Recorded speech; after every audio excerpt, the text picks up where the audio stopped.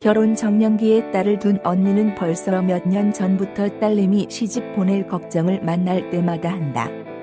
심지어 30을 넘어서면 결혼정보 회사에 등록할 테니 알아서 하라고 엄포까지 놓았단다. 하지만 웬걸 언니가 목을 매는 그 딸내미는 엄마의 마음이 무색하게 당장 결혼 생각이 없단다. 심지어 사촌 동생이 해주겠다는 소개팅도 단칼에 자른다. 아직 남자 만날 생각이 없단다. 키도 크고 얼굴도 잘생기고 등등 얘기해봐도 마찬가지 조카의 눈이 높아서일까?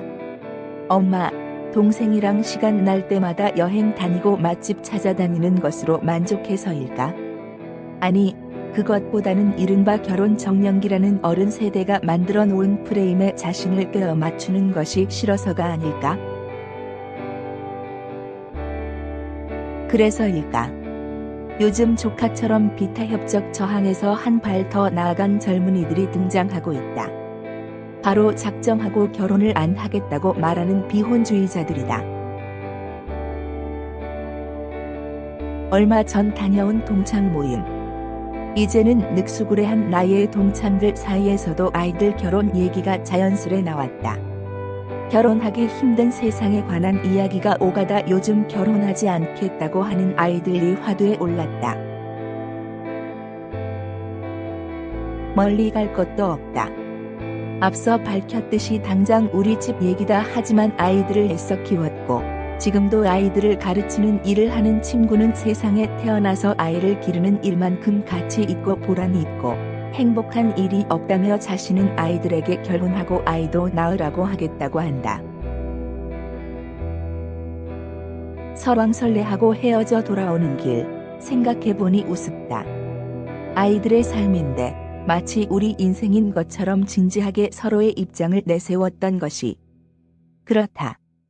어쩌면 우리 사회에서 비혼이 문제가 되는 건 당사자가 아닌 삶에 우리가 감봐라 배봐라 하는 데서 비롯되는 것이 아닐까 싶다.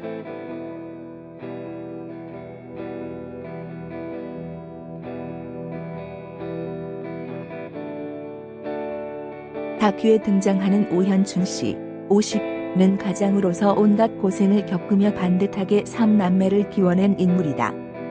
어려운 인생 고비고비에서도 가족을 놓치지 않고 여기까지 온 게 그의 자부심이고 자신이 그렇게 살아왔기 때문에 당연히 결혼을 인생의 통과 의례로 여긴다. 그렇기에 오현춘 씨는 이제 26살, 결혼 정년기가 된 큰딸에 대한 고민이 크다. 하지만 정작 딸인 오화진 씨는 그런 아빠의 요구에 나 결혼 안 해라고 답한다. 아버지에게는 그야말로 청천벽력 같은 말이다. 화진 씨는 스스로 비혼주의자라 선언한다. 화목한 가정에서 사랑을 받고 자라났지만 자신이 자라오면서 본 어머니의 삶은 늘 가사일에서 노연하지 못해 자신의 삶은 엄두도 내지 못하는 모습이었다고 한다.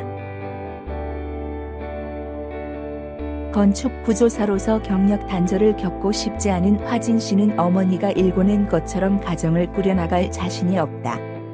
그는 남편과 시댁이 그녀의 삶에 들어올 여지가 없다고 단호하게 선을 긋는다.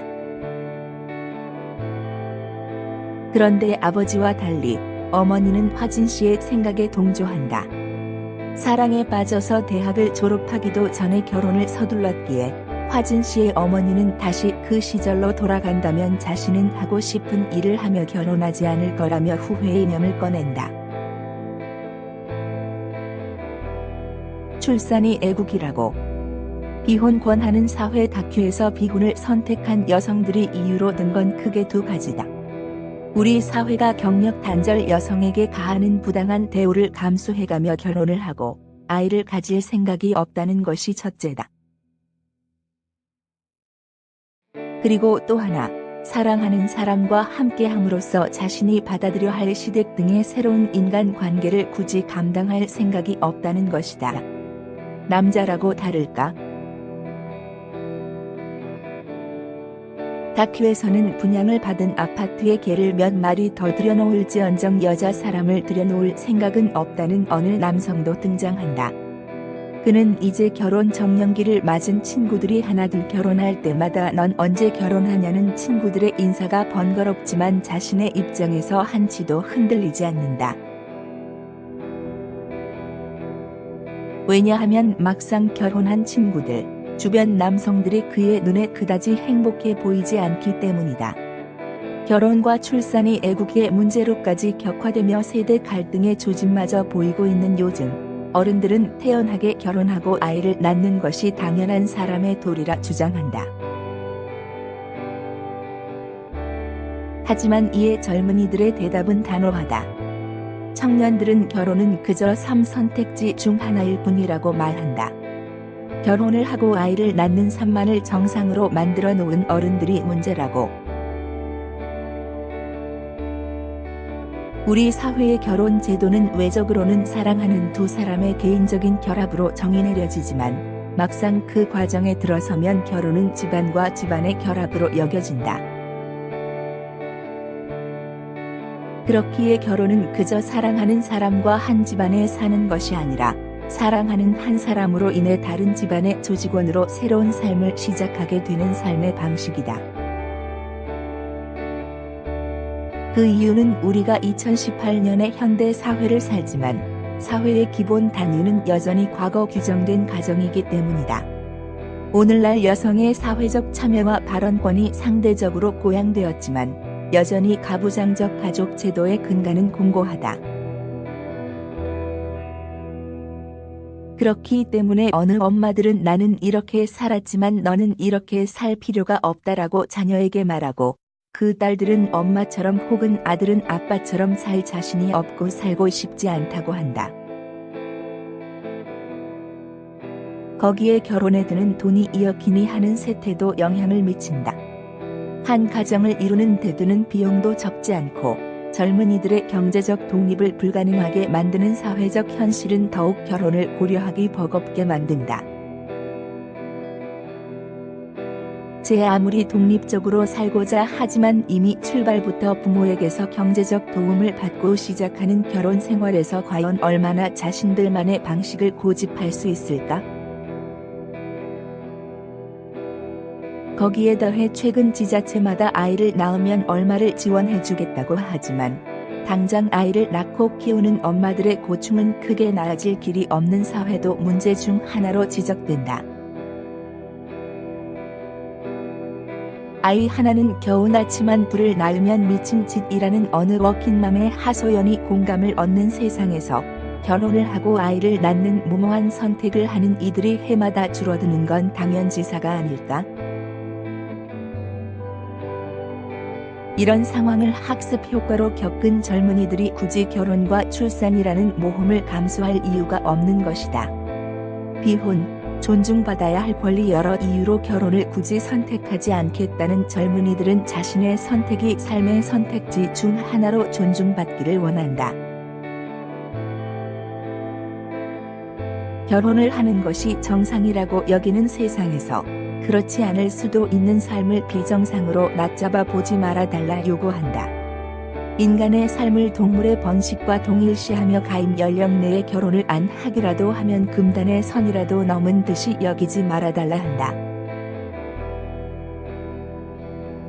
결국 비혼주의는 어른 세대가 일궈오고 가꿔왔던 가족 신화에 대한 이해 제기이다. 한국 사회 내의 안전판이자 유일무이한 보호막이었던 가족이란 제도가 과연 오늘날 유효한 것인가에 대한 질문이다. 거기에 어른들이 만들어 놓은 규범, 정상적이라 쓰고 다부장적이라 읽게 되는 그 가족 제도에 대한 반기이기도 하다. 또한 결혼을 하면 또 다른 집안에 강제적으로 편입되어야 하는 공동체적 삶에 대한 문제 제기이다. 나아가서는 출산의 수치만을 고민하는 사회에 대한 젊은이들이 내놓은 답안지라고도 볼 수 있다. 무엇보다 획일적인 삶만이 정답이 되어온 대한민국이란 체제에 대한 거부에 가깝다.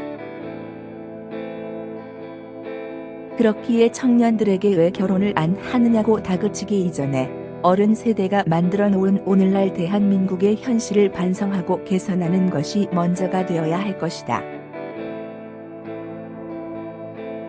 그렇지 않고 애국 운운하면서 결혼은 천부적 권리며 의무이고 행복이라고 해봤자 팍팍한 현실을 사는 청년들에게는 그야말로 개풀 뜯어먹는 소리 취급만 받을 뿐이다.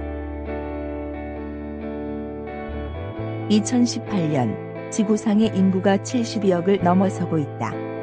어느 통계에 따르면 세계 인구 수가 이번 세기 안에 40억이 더 늘어날 것을 전망하고 있다. 과연 지구는 이런 인구를 계속 감당할 수 있을까? 국제 생태 발자국 네트워크에 따르면 프랑스인 정도의 삶을 유지하며 살려면 30번지억 명이 적정 인구 수준이라 한다.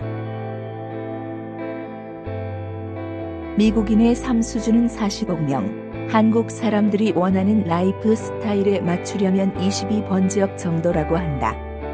이처럼 지구 포화 혹은 인구 폭발의 측면에서 보면 어쩌면 오늘날 비혼주의자들은 인간의 숙명을 거부한 것이 아니라 현명한 선택을 한 것일 수도 있는 것이다. 그저 하나 낳아 잘 기르자와 셋이라서 행복해요 사이를 오가는 정책의 변덕이 문제일 뿐.